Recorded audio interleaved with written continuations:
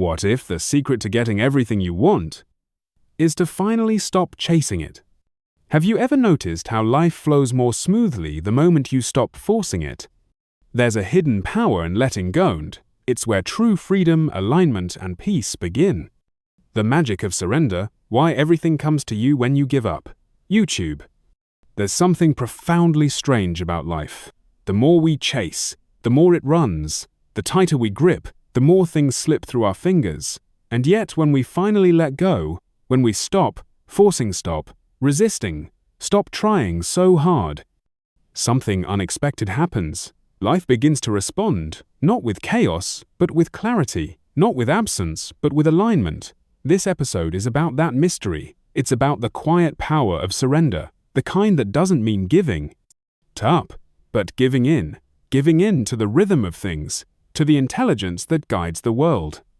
Even when we don't understand it today, I want to explore what happens when we stop trying to control everything, what unfolds when we trust the process, when we loosen our grip and allow life to unfold on its own terms, because maybe, just maybe, everything we've been trying so hard to achieve is already trying to reach us if only we'd get out of the way. There's a moment in life we all encounter, sometimes in our work, other times in our relationships, or deepest dreams, when no matter how hard we try, nothing moves. We push, we plan, we hustle, and still the doors remain shut. And so we try harder, we tighten our grip, telling ourselves that more control equals more results. But what if the very effort we believe is helping us is actually holding us back? What if chasing too much, the very thing pushing everything away? It's a strange truth. The more force we apply, the more life seems to resist us. And the more we resist that reality, the more frustrated we become. But then something curious happens. Maybe when we're tired, when we've run out of options, when we finally surrender not because we want to, but because we have to. We let go. And in that space, without pressure, without demand, things begin to move. You might think of surrender as weakness, as giving up. But real surrender isn't passive. It's active openness. It's not abandoning your dreams. It's releasing your attachment to how and when they must happen. There's a kind of wisdom in that, a trust in the intelligence of life itself, like a river finding its way to the sea, not by force, but by following the natural curves of the earth. Imagine a clenched fist. It's strong, right? But it can't hold much. It can't receive. It's too busy gripping. Now, picture that same hand, open, relaxed, ready to hold. Whatever comes, that image captures the essence of surrender. It's not that you don't care, it's that you've stopped micromanaging the universe. You've stopped thinking you have to make everything happen by sheer will. Think of Sarah, an artist who spent years trying to make it. She did everything right, promotions, networking, constant productivity. But her art felt forced and her life felt heavy. Eventually, she reached a point of burnout. She stopped trying to be successful and returned to creating for the joy of it. No agenda, no strategy, just expression. That's when everything changed. A gallery owner stumbled upon her work, felt its honesty, and offered her a solo show that one moment opened doors she'd been pushing against for years. But the shift didn't come from more effort. It came from less resistance. And maybe that's the lesson. Our desire is not the problem. Wanting is human. But when desire turns into control, when we start measuring our worth by how fast things happen, or how closely reality matches our plan, we lose touch with flow. Surrender is the quiet practice of stepping back and trusting that what's meant for us will find its way, not because we chase it harder, but because we align with it. That doesn't mean we stop taking action. It means our actions come from a place of clarity, not desperation. It means we move forward, not because we're afraid of falling behind, but because we're inspired. The difference is subtle, but it changes everything. Surrender doesn't mean inactivity. It means intelligent participation. We plant the seed, we water it, we give it sunlight, but we don't keep digging it up to see if it's growing. So, ask yourself, where in your life are you holding too tightly? What dream are you gripping so hard it can't breathe? What part of your path are you forcing instead of flowing? Maybe it's time to ease your grip. Maybe it's time to release the need to know exactly how it will unfold. Because the truth is, we don't always need to know. We just need to listen, to act from alignment, to trust. that letting go doesn't take us off the path, it places us directly in it. And if there's one shift you could make today, let it be this move from pressure to presence. Let go, not of the dream, but of the timeline, the formula, the control, and watch what begins to move in your life when you do sometimes. The thing that's stopping us isn't the world around us. It's something quieter, something more personal. It's not the lack of time or resources or even opportunity. It's resistance, that invisible force that shows up right when we're about to do something meaningful. It whispers, doubts, it feeds, fears. It convinces us that staying safe is better than moving forward. And most of the time, we don't even notice it. We just feel stuck, unmotivated, or worse. We sabotage ourselves and call it logic. Resistance takes many shapes. It can look like procrastination. It can sound like that inner critic telling you your dream is unrealistic. It can feel like exhaustion when you sit down to work on something that matters to you. It might even masquerade as productivity, cleaning the kitchen, checking emails, doing everything but the one thing that truly calls to your heart. That's the trick of resistance. It hides in plain sight, pretending to protect us when really it's keeping us small. But here's the thing: resistance only shows up where something meaningful is trying to emerge. It's a signal, not of failure, but of potential. Like a wall you bump into when you're walking in the dark, it tells you you're at the edge of something real, and instead of backing away, maybe what we need to do is pause and ask, what am I really afraid of? Because resistance is almost always rooted in fear. Fear of rejection, fear of judgment, fear of not being enough. It's the part of you that wants to grow, colliding with the part of you that wants to stay safe. That inner friction is natural. It means you're alive. It means something important is happening. Think of Adam, a writer who dreamed of publishing a novel. He had talent, vision, even time, but every time he sat down to write, anxiety took over his mind, filled with what ifs. What if it's bad? What if no one reads it? What if I fail? So instead of writing, he reorganized his bookshelves or reread old drafts. Resistance kept him busy, but far from the page. And yet, when he finally acknowledged that fear not as weakness, but as part of the process, everything changed. He didn't get rid of resistance. He learned to move with it. That's what surrender looks like in the face of resistance. It's not about overpowering it. It's about recognizing it and choosing to move. Anyway, kindness helps. So does curiosity. Instead of criticizing yourself for being lazy or undisciplined, try asking, what is this resistance trying to protect me from? What belief is hiding underneath this fear? Maybe you believe success will cost you your relationships, or that failure will prove you're not good enough, or that trying your best and still falling short would hurt more than not trying at all. These beliefs are heavy, but they're not permanent. When we shine a light on them, we begin to dissolve them. You can even talk to your resistance. Literally write a letter from that voice inside you that says, don't do it, let it speak. Then write back, not to argue, but to reassure, to say, I hear you, but I'm not here to stay stuck. Because staying stuck is safe, yes, but it's also suffocating. And deep down, you know, you weren't born for safety. You were born to express, to create, to grow. That means dancing with resistance, not letting it run the show. One powerful way to soften resistance is to break things down. Big dreams are intimidating, so shrink the scale. Don't write a book, just write one paragraph. Don't launch a business, just sketch an idea. Don't change your life overnight, just take one honest step. Resistance feeds on overwhelm, but presence dissolves it. And remember, you're not broken because you feel resistance. You're human. Every person who has done something meaningful has met this invisible weight. The difference is they didn't wait for it to disappear. They moved through it. They breathed with it. Trusted that on the other side of fear there's freedom. So today, instead of asking how to get rid of your resistance, ask how to understand it. Ask what truth is trying to surface underneath it, and then with compassion, take one step. Anyway, because the moment you do, you reclaim your power, not through force, but through surrender, through the quiet, courageous act of moving forward. Even when your fear begs you not to, there's a kind of silence that follows resistance. Not the peaceful kind, but the heavy kind. The kind where we start to question everything. Is this worth it?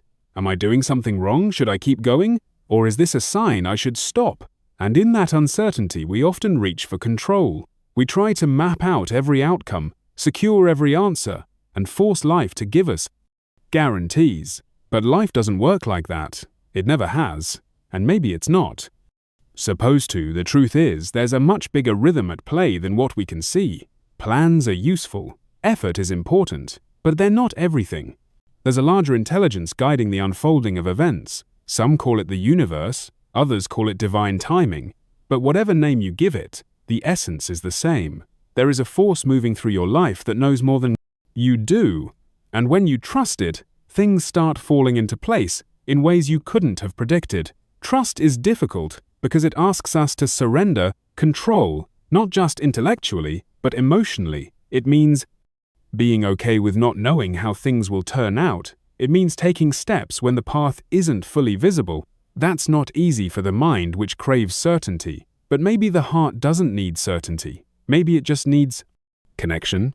Think of Maya, someone who'd spent years trying to find her purpose. She read all the books, tried different jobs, made detailed 5-year plans, but nothing felt quite right until one day she stopped searching and started listening not to experts or trends but to herself. She began noticing what moved her, what lit her up.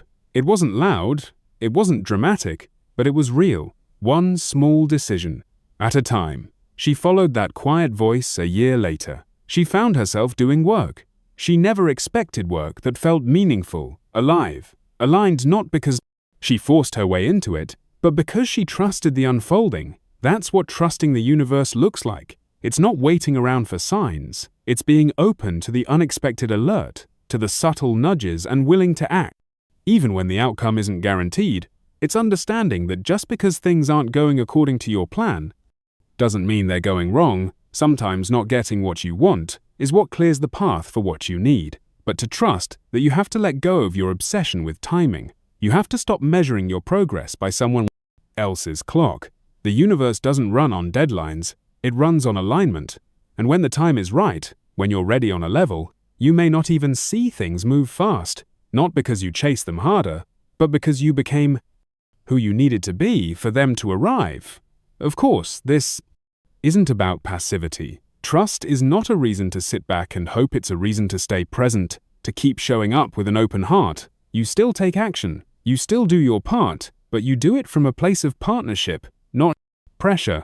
You act like a dancer who's in sync with the rhythm, not someone dragging the music along. There's freedom in that. There's peace in realizing that life is not against you. It's not trying to test you or punish you. It's trying to shape you, and the things that don't work out, they're often redirections, not rejections, closed doors that lead you somewhere. Better delays that prepare you for something greater. But you only see that when you stop forcing the narrative and start listening to the deeper story. So ask yourself, where have you been trying to force outcomes in your life? Where have you mistaken struggle for progress? Can you begin to trust, not blindly, but consciously, that what's meant for you is already making its way to you? Because when you do, when you release your grip on the timeline and allow yourself to move in rhythm with something larger, you'll start to notice a shift, not just in what you attract, but in how you feel. More grounded, more open, more at peace. That's the quiet magic of trust. It doesn't make life perfect, it just makes it real. And in a world full of noise and pressure, that's more than enough. We often think that effort alone is the answer, that if we just try harder, do more, push through, eventually life will give in. But what if the real key isn't more force, but more space? What if what we need isn't more striving, but more allowing? There's a subtle but powerful difference between action driven by fear and action born from alignment. When we act from fear, we rush, we control, we demand results. We are constantly measuring our worth by outcomes, always looking to the future to validate the present. But when we act from alignment, there's a calm to it, a clarity. We're not chasing something outside and ourselves, we're responding to something real within us. Allowing means dropping the need to force things into place.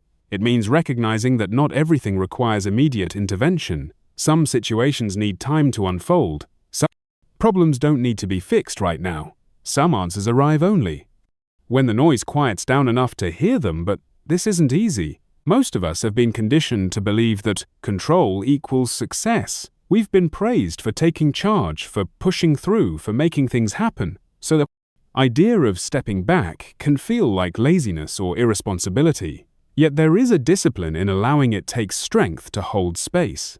It takes wisdom to know when to step in and when to step aside. To allow is to trust in timing, but also in yourself. It's not a passive waiting, it's a mindful presence. You're alert, awake, connected. You're not ignoring that what's happening. You're simply choosing not to react from panic or pressure. You're choosing to respond from presence. There's a kind of power in that, the kind that doesn't demand attention, but commands respect, the kind that doesn't seek validation, but radiates quiet confidence. And more often than not, the solutions we're so desperate to find come more easily when we stop chasing and start listening. Think about how nature works. A seed doesn't become a tree overnight. It needs space, soil time, sunlight, stillness. If we try to rush the process, we harm it, but when we allow the conditions to support its growth, it flourishes. The same applies to our goals, our relationships, our inner healing. They don't need more pressure. They need the right space to grow. So maybe the question isn't what more can I do? Maybe it's what can I let go of? Can you let go of the need to have all the answers right now? Can you stop trying to force solutions and allow things to unfold at their own pace? Can you trust that your energy is better spent cultivating clarity than controlling outcomes? Because in that space of allowing, something beautiful happens. You begin to move with life, not against it. You begin to listen to your own rhythm, not just the noise around you. And from that place, things start to align in ways you didn't expect, not because you pushed harder, but because you got out of your own way. So take a breath, soften the urgency. Let yourself be here fully. You don't need to force what's meant to flow. You don't need to chase what's already making its way to you. Allow it, trust it, respond with presence, not panic, and you'll find what's truly meant for you doesn't need to be forced. It just needs room to arrive. Expectations can be silent. Burdens, we carry them everywhere about who we should be, how fast we should progress, what success should look like. They shape our thinking, distort our perceptions, and often leave us feeling disappointed, not because life has failed us, but because it didn't match the script we wrote in our heads. And that script, those expectations, are rarely rooted in reality. They're rooted in fear, in comparison, in control. We don't just want things to happen, we want them to happen our way on our schedule with our conditions, and when they don't, we feel betrayed. But here's the truth. We often overlook. Expectations create tension, and tension blocks flow. It's not that wanting things is the problem. Desire is natural. Vision is powerful. But the moment our desires harden into rigid expectations, we begin to suffer. We narrow our focus so tightly that we miss everything life is trying to give us outside that narrow frame. We stop being open to surprise, to mystery, to the beauty of not knowing. There's a quiet freedom in letting go of expectations, not because you don't care, but because you care enough to let things unfold in their own form. You learn to show up fully, give your best, and release the need for a specific outcome that's not giving up, it's growing up. Think about how often expectations fuel unnecessary pain. You expected someone to react a certain way, and they didn't. You expected a goal to be reached by a certain time, and it wasn't. You expected to feel different after reaching a milestone, but the feeling never came in all of these moments. The pain didn't come from what happened. It came from what you expected to happen, and that's the hidden cost. Expectations tie your peace to things you don't control. They make your joy conditional, and when life inevitably takes a different path, you're left feeling broken, not because you are, but because you built your inner world around a timeline or outcome that never truly belonged to you. So what's the alternative? It's not indifference, it's presence. It's devotion to the process rather than obsession with the prize. It's the choice to show up every day, to care deeply, to dream boldly. But without the weight of expectation dictating your worth or your happiness, you can still plan, you can still work hard, you can still hold a vision for your life, but hold it lightly, let it breathe. Leave room for life to surprise you, because often the best things that happen to us are the ones we never saw coming, and we only recognize them when we're not blinded by what we thought was supposed to happen. So pause and ask yourself, what expectations are you holding? that no longer serve you? What stories have you written about how your life should look by now? And what would happen if you released those stories not to fall behind, but to come back to what's real? Because when you do, you'll feel it, a lightness, a space, a sense of calm in the uncertainty. And in that space, something powerful begins to move, not outside of you, but within you. A freedom, a clarity, a quiet, confidence that no matter what happens, you'll meet it with presence. Not pressure, not panic, but with open hands and an open heart. And that more than any fixed outcome is where peace lives. Silence isn't empty. Stillness isn't passive. In fact, it's often in for those quiet moments when we stop doing, stop chasing, stop controlling, that the most powerful shifts happen, but we rarely make space for stillness. We think it's unproductive. We treat it like a pause between the real parts of life, yet in truth, stillness is where we reconnect with ourselves, with clarity, with something deeper than thought. Meditation, in its purest form, isn't about escaping life, it's about meeting it fully. It's a space where we practice surrender, not as a dramatic gesture, but as a quiet return to presence, a return to the breath, a return to what's happening right now, without judgment, without resistance. We often carry tension without realizing it in our thoughts, in our bodies, in the way we approach each moment with subtle urgency. Meditation helps us see that it slows us down enough to notice the noise we've gotten used to living in, and by noticing it, we begin to loosen its grip. You don't have to be a monk to benefit from this. You don't need hours of silence or a perfect environment. Just a few minutes of intentional awareness can shift your entire day. Sit quietly close. Your eyes feel, your breath move in and out of your body. Don't try to change it. Just observe when thoughts come, and they will notice them without following. Let them pass like clouds in the sky. This isn't about stopping your thoughts. It's about no longer being pulled around by them. What you'll find over time is that there's a deeper stillness beneath the noise, a kind of quiet that isn't empty but full of awareness, full of life, and in that awareness, surrender becomes natural, because you're no longer lost in what should be, you're present with what is. Meditation isn't the only way to experience this, but it's one of the most direct. It trains the mind to release control. It teaches the nervous system to soften it, gives the heart room to feel again without judgment, and from that space new insights arise, not from force, but from stillness, not from struggle, but from connection.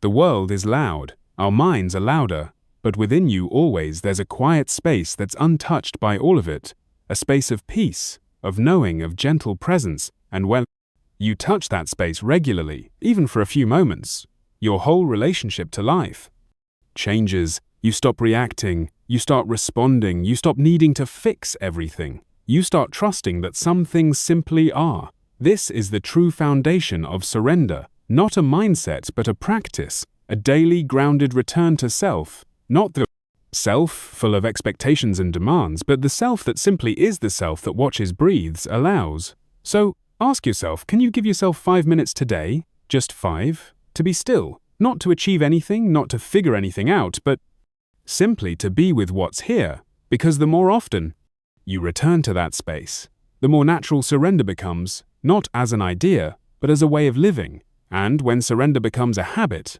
life no longer feels like something you have to manage. It becomes something you're in conversation with, something you trust, something you flow with one breath at a time. We tend to associate control with strength. The more in control we are, the more powerful we feel. We micromanage our schedules, obsess over outcomes, and cling to routines as if they're lifelines. But the truth is, most of our desire for control doesn't come from power. It comes from fear, fear of uncertainty, fear of loss, fear of the unknown. And the more we try to dominate life, the more we disconnect from its natural rhythm. The irony is that the tighter we hold on, the more things seem to slip away. Control creates the illusion of safety, but it rarely gives us peace. It gives us tension, anxiety, and the constant burden of needing everything to go according to plan. And when it doesn't, we collapse, we doubt ourselves, we feel like we've failed. But have we really failed, or did we just believe that we were ever in to control? To begin with, surrender challenges this belief. It invites us to reconsider what real power looks like, Not the kind that forces, but the kind that flows. Not the kind that dominates, but the kind that adapts. True power isn't loud. It's rooted. It doesn't need to prove itself. It trusts in its ability to respond rather than react. This shift is radical. It requires unlearning because most of us were taught that control is necessary for survival, that if we don't plan, prepare, and predict, everything will fall apart.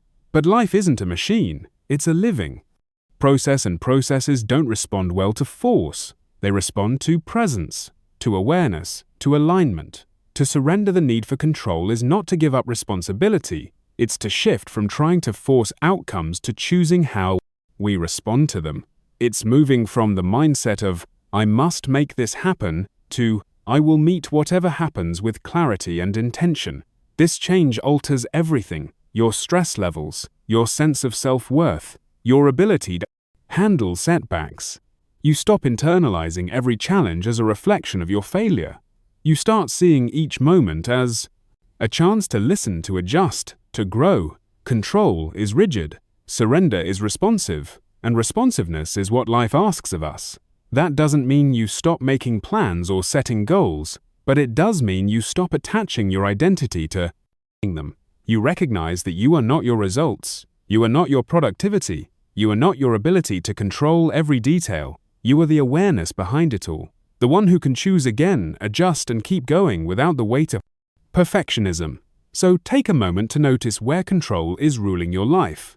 Where are you gripping so tightly that you've lost your sense of ease? Where have your routines become cages rather than containers? Can you soften just a little? Can you trust that not everything needs to be managed down to the last detail, because that softening you don't lose power, you gain freedom. You gain the ability to adapt, to pivot, to move with life rather than constantly fighting against it. You become more resilient, not because you control everything, but because you don't have to. That's real strength, the kind that bends without breaking, the kind that listens before it speaks, the kind that knows, I am not here to conquer life, I am here to collaborate with it. And in that collaboration, control fades, but something deeper takes its place: wisdom, trust, and the quiet confidence that you can meet whatever comes. There's a paradox we don't often talk about. The moment you stop needing something is often the moment it begins to show up.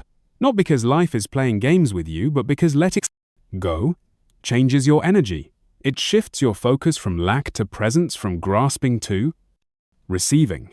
And in that shift, you create the space for life to respond. It's strange how it works. You try, you push, you chase, and nothing moves. Then, in a moment of quiet surrender, you release your attachment to the outcome, and suddenly, things begin to unfold. Opportunities arrive, clarity comes, people show up. It doesn't always happen instantly, but the pattern is real. Surrender invites alignment, not because you gave up, but because you gave in to flow, to timing, to trust. But to really understand this, we have to question something deeper. Why do we want what we want so badly? Is it because we believe it will make us whole or safe or finally enough? So much of our striving comes not from inspiration but from the belief that we are incomplete without the thing we're chasing. And that belief creates pressure. It says, until this happens, I cannot be at peace. Surrender breaks that cycle. It says I can want something and still be whole. I can pursue something and still be at peace. It separates desire from desperation, and that separation is where true freedom begins. This doesn't mean we abandon our goals. It means we stop letting them own us. We show up fully, do the work, take the steps, but without gripping the outcome, we stop measuring our self-worth by whether or not things go our way. We begin to realize that how we live matters more than what we achieve. This paradox that letting go brings more is not a trick. It's a principle rooted in how life moves. Force creates resistance. Openness creates flow.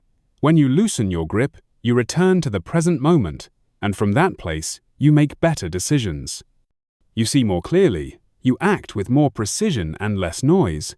Think about how differently you show up when you're calm, centered, not needing something to happen in order to feel okay. Your energy is different. Your presence is magnetic. You're not pushing people or possibilities away with tension. You're inviting them with authenticity. And even when things don't go the way you hoped, You don't collapse. You don't spiral. Because you're no longer attached to a specific outcome. You're committed to truth, to growth, to showing up with integrity regardless of how the external world responds. This is the power of surrender. It gives you your life back, not as a reward for letting go, but as a natural result of being fully here, of no longer postponing peace until conditions are perfect.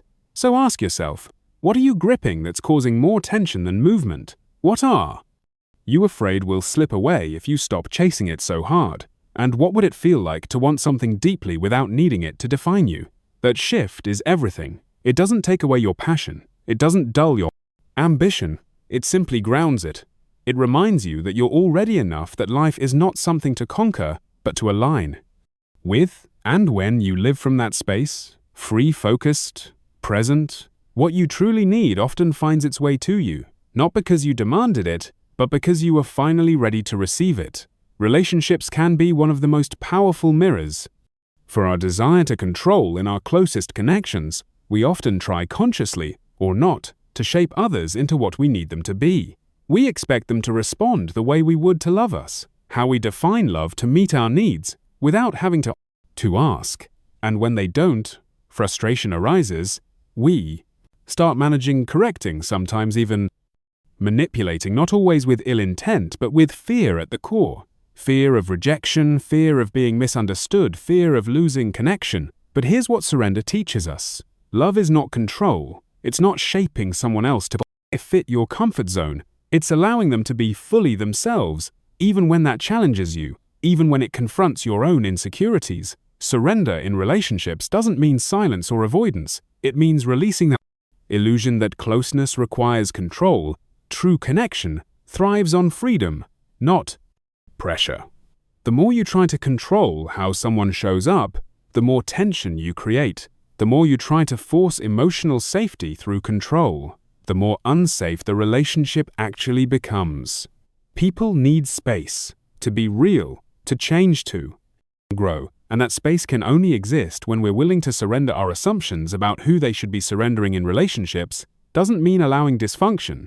It doesn't mean tolerating harm or settling for less than what's healthy. It means knowing the difference between expressing your needs and trying to control the outcome, between holding someone accountable and trying to rewrite their personality, between loving someone for who they are and resenting them for not becoming who you wanted them to be. There's a strange beauty in letting go of the script we've written for others, in choosing to meet people as they are today, not who we wish they'd become tomorrow. That doesn't mean we stop caring. It means we start listening more. We soften. We become less reactive. And in that softening, deeper understanding emerges. Communication becomes easier. Conflicts become less about blame and more about clarity. We stop trying to win, and we start trying to connect. And that connection, born of surrender, often becomes more fulfilling than anything we could have forced, because now it's real, not based on conditions or performance, but rooted in presence. You show up. They show up, not perfectly, but honestly. So pause for a moment and reflect. Where in your relationships are you holding too tightly? Where are you trying to control the narrative out of fear? And what might shift if you let go, not of the person, but of the pressure? The answer might be uncomfortable at first, but with discomfort comes freedom. The freedom to feel what's true. The freedom to relate without armor. The freedom to love without clinging. And when two people meet from that space, something sacred happens, not because they control each other, but because they choose to honor each other as they are, moment by moment. That's the quiet strength of surrendered love. It doesn't seek to possess. It seeks to understand, and in that understanding, it finds a deeper kind of connection, one built not on power, but on presence. The present moment is often overlooked. We're so busy reaching for what's next, regretting what's past, managing what could go wrong, that we forget where life is actually happening here now. And yet this is the only space where anything real can be experienced. The only place where joy, clarity, love, and transformation are possible. But to live in the present requires something many of us resist, surrendering the need to mentally escape it. We escape in subtle ways: constant planning, endless distractions, replaying conversations, anticipating outcomes. Our minds rush ahead, convinced that the next moment holds more value than this one. But the next moment is just another now, and if we don't know how to be present in this one, we'll miss all the others too. Surrendering to the now doesn't mean we stop dreaming or preparing. It means we stop resisting what is. It means we meet life as it unfolds. Instead of fighting it with expectations and judgment, it means we allow the moment to be enough. Not perfect, not easy, but enough. There's a quiet power in that shift when we drop into the present. Something inside us softens the noise. Lessens we breathe, more fully we feel. More clearly, we realize that most of our suffering wasn't caused by the moment itself, but by our refusal to fully enter it. The now is where your strength is. It's where your clarity lives. When you're fully here, you respond more wisely. You connect more honestly. You create more authentically. You're not being pulled in 100 directions by what-ifs and should-haves. You're grounded. And in that groundedness, life begins to feel less chaotic. Because you're no longer scattered across imaginary timelines, you've returned to your center. This doesn't mean the present moment is always peaceful. Sometimes it's painful, sometimes it's uncertain, but even then there's something steady beneath it, a stillness, a presence. And the more you learn to return to that space, no matter what's happening, the more resilient you become. We often wait for external things to change, so we can feel peace.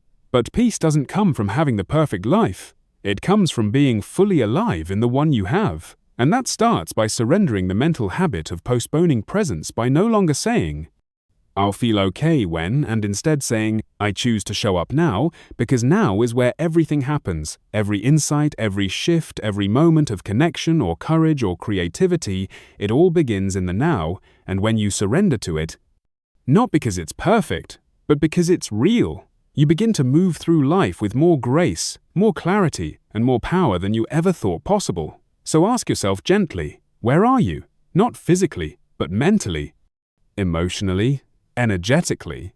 Are you here, or are you lost? In a future you can't control, or a past you can't change. If you're not here, come back. Come back to the breath, to the feeling in your chest, to the ground beneath your feet. Come back to what's real, because this moment, just as it is not something to rush through. It's something to live. And when you live it fully, you discover that surrender isn't just about letting go of control. It's about coming home to yourself, to this breath, to now so much of what we're chasing is already within reach: peace, clarity, connection, purpose. But we often miss it, not because it's hidden, but because we're moving too fast, gripping too tightly, trying too hard to force life into a shape it was never meant to take. And somewhere in all that effort, we forget that surrender isn't about giving up. It's about tuning in. It's about choosing to meet life where it is, not where we wish it was. It's about trusting that we don't have to carry everything alone. That control is not the key to freedom. Presence is that forcing outcomes may bring temporary results, but only surrender brings lasting alignment. The kind of alignment that doesn't just change what we experience, it changes who we are while experiencing it. Maybe the real question isn't, what do I need to make happen? But what am I being asked to let go of? What beliefs no longer serve you? What expectations are stealing your peace? What control are you holding on to so tightly that it's keeping joy at a distance? And what would happen if for once you softened your grip, slowed your pace, and simply allowed life to meet you where you are? This isn't a philosophy to admire from a distance.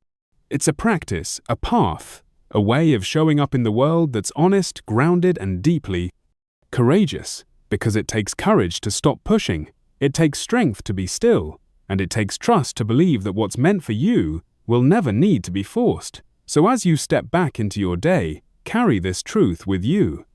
Surrender is not the end of effort.